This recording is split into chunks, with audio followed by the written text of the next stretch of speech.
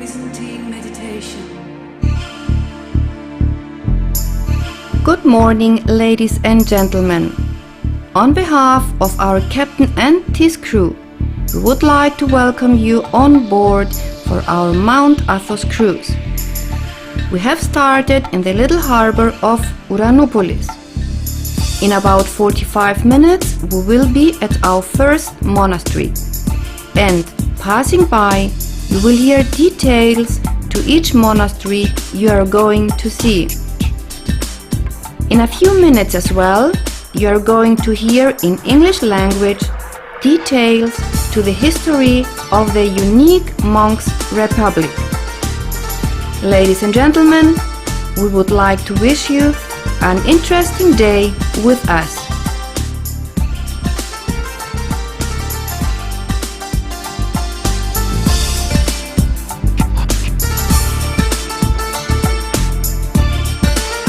Shortly after Ouranoupolis is the border of Mount Athos, which you will recognize on the two small buildings. The border extends from those two small buildings, crosses over the mainland and up to the east side of the mountain, which is named Cape Arapis. Both sides are permanently well guarded by the police, and no men and women are allowed to pass this border.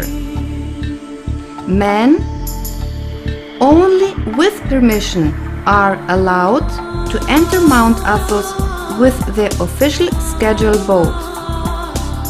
Women are allowed to see the monasteries only from the boat, and the boats have to keep a distance of 500 meters from the coast. This is the official border. Between the official border and the first monastery, remains of an old Russian skeet is to be seen.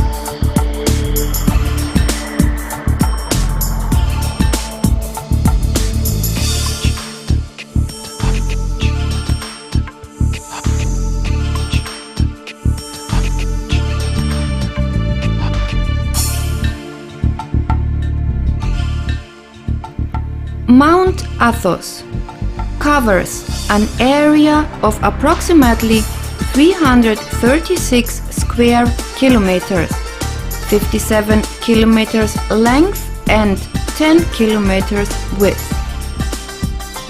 Monks' life on Athos started in the 5th and 6th century with the arrival of the hermits, who occupied the most distant and remote rugged areas of Mount Athos.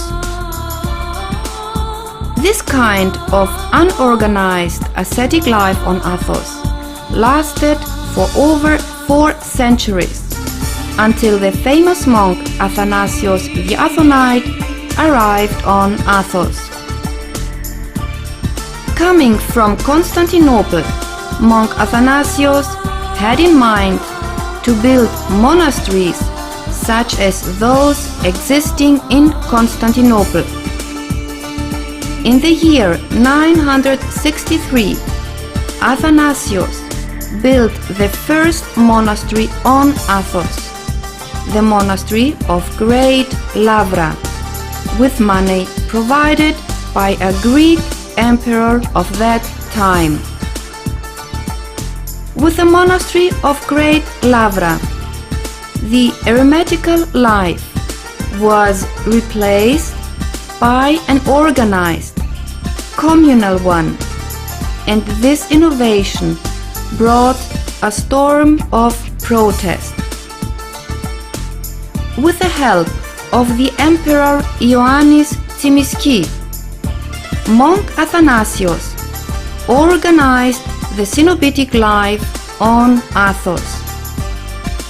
This means that everything is common: roof, work, food and prayer. The administrative authority is conducted by the abbot, who is the spiritual father of the abbey. Ideorhythmic foundations are only the 14 skeets. Those are groups of monks' houses which have been founded in an abbey's area. The monks here are chiefly occupied in farming and handicraft making, and for this duty they get a salary in order to support themselves. Food is regulated by the individual monk to his own taste. In addition to Great Lavra, more and more monasteries were established, so that in the 11th century about 180 monasteries existed, and according to history 300 monasteries were founded up to the 13th century. During the centuries, Athonite monasticism was frequently undermined by pirate and Frankish raids. The Catalan mercenaries plundered the mountain, massacred monks, burned down monasteries, taking with them priceless treasures. The 15th century Mount Athos was occupied by the Turks, and the heavy taxation brought an economic crisis in the monasteries. The number of monasteries was reduced to 25, of which still 20 have survived up to this time. So, today on Mount Athos exist 20 monasteries, 12 skeets, and a lot of other small foundations as cells, huts, seats, and hermitages. In total, 2,300 monks live on the mountain. On Athos, the Julian calendar is being followed. That means 13 days behind our calendar. Midnight, the universally accepted begin and end of the day, does not count on Athos as such. Here, the Byzantine system, where the time is reckoned from sunset and thus shifts according to the season, is followed. The monastic day is divided into 3 parts of 8 hours each. One is dedicated to prayer, one to work, and one to sleep. The prayer of the monks is divided into public and private. Mount Athos is being governed by the protos. This is the first for a whole year after elections. Together with the Holy Assembly, composed of 20 members, that is the abbot from each monastery, they built the legislative authority on Athos.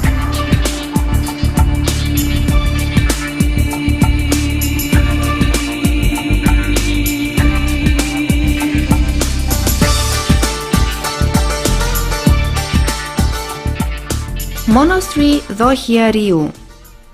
a Cenobitic monastery founded in the 10th century. The Catholicon is dedicated to Archangel Michael and Gabriel. The frescoes from the 16th century are mentioned to be the best on Mount Athos. In the library are kept about 3,000 printed books and several manuscripts.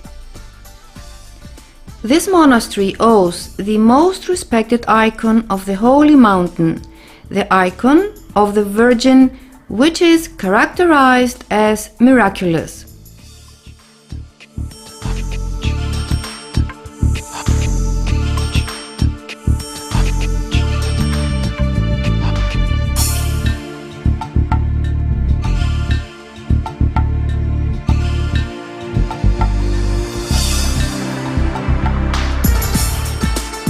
Monastery Xenophontos, a Cenobitic monastery built in 998. One Catholicon is dedicated to Saint George, and a second and smaller one is dedicated to Saint Demetrius. Among the treasures are two beautiful mosaic icons from 13th century. An icon of Virgin Mary representing the Metamorphose, and another icon of the Virgin which characterized as miraculous. In the library are kept 4,000 printed books, 300 manuscripts and documents. 50 monks live here today.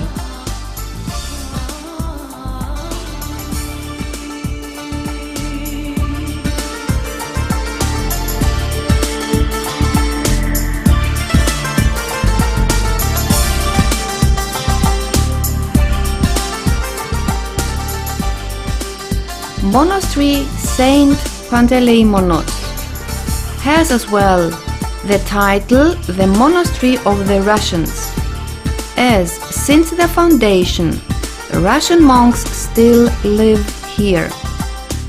The construction of the present monastery began about 1800 and was finished in 1865.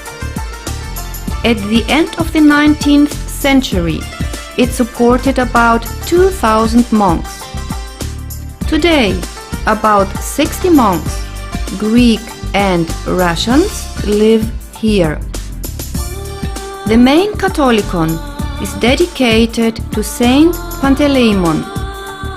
Next to this Catholicon, and in the northern part of the monastery, exists the famous church of Saint Skepi and of Alexander Nevsky, which is entirely decorated in gold. Here we find the second biggest bell on earth after that in St. Petersburg, which weighs 13 tons, together with 32 smaller ones. Famous treasures are portable icons of Saint Panteleimonos and of the Virgin. The library contains 1920 Greek and Russian manuscripts and about 20,000 printed books.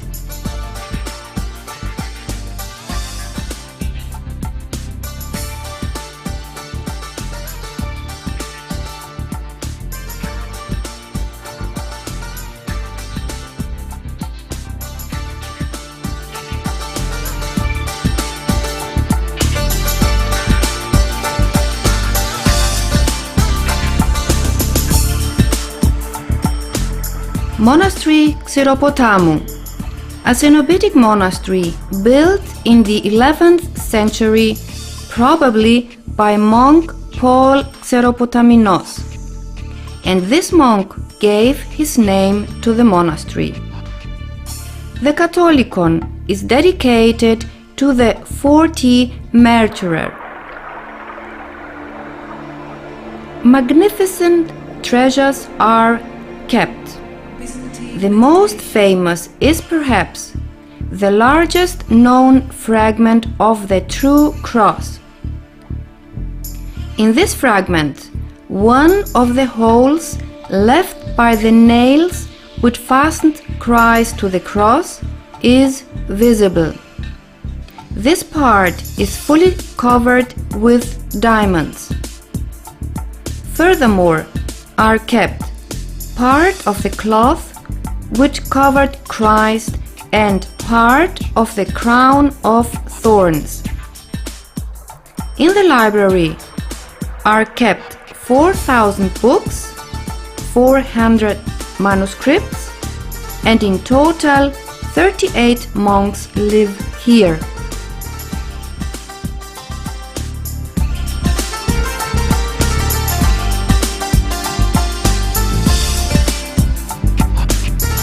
Daphni, the central port of the Holy Mountain. Here arrive the passenger boats which carry monks and the male visitors who already have the permission for visiting the Holy Mountain. From here, the visitors start by themselves, either with a bus or on foot, to reach the monastery they intend to visit. In Daphni exist restaurant, small pension with furnished rooms, 3 small mini markets, the police, post office, port police, and the custom control. No monks are living in Daphni, but only civilians who are working and living here.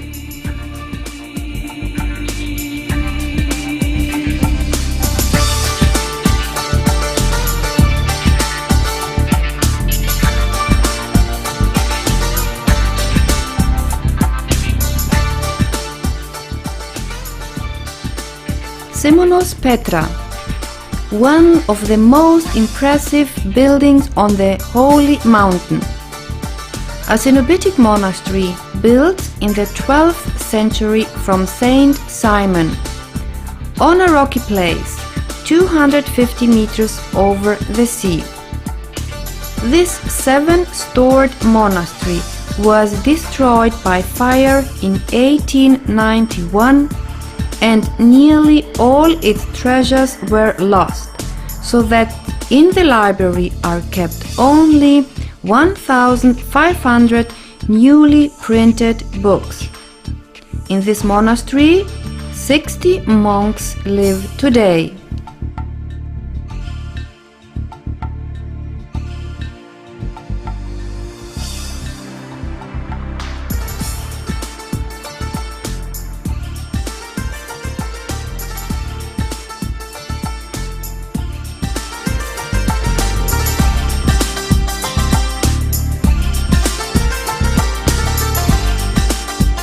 Monastery Gregory, a Cenobitic monastery founded in the 14th century on its present site by Gregory of Sinai.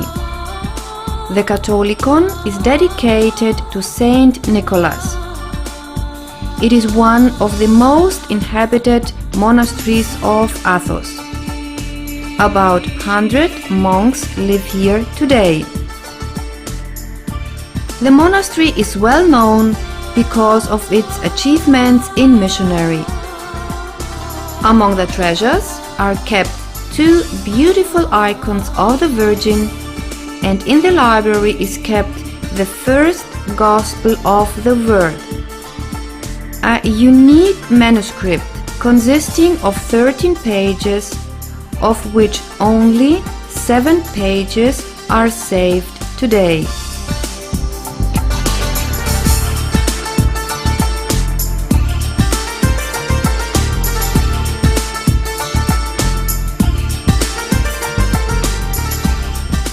Monastery Dionysiou is built on a rocky side 80 meters over the sea. Founded in the 14th century by Saint Dionysius, The frescoes from the 16th-17th century are preserved in very good condition with many impressive scenes from the cycle of the Apocalypse. In the church, there is a fine carved wooden iconostasis with rich decoration and is entirely cased in pure gold. Further is kept an unusual icon of the Virgin, made of wax and rubber, and is indeed a rarity. In the library we find 5,000 printed books and 800 manuscripts. 45 monks are living here today.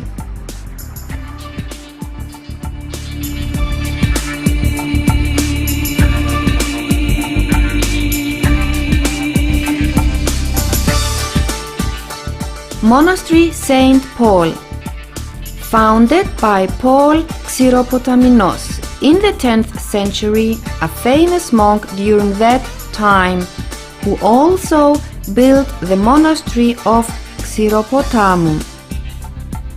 In the church, a beautiful iconostasis made of marble is preserved in very good condition.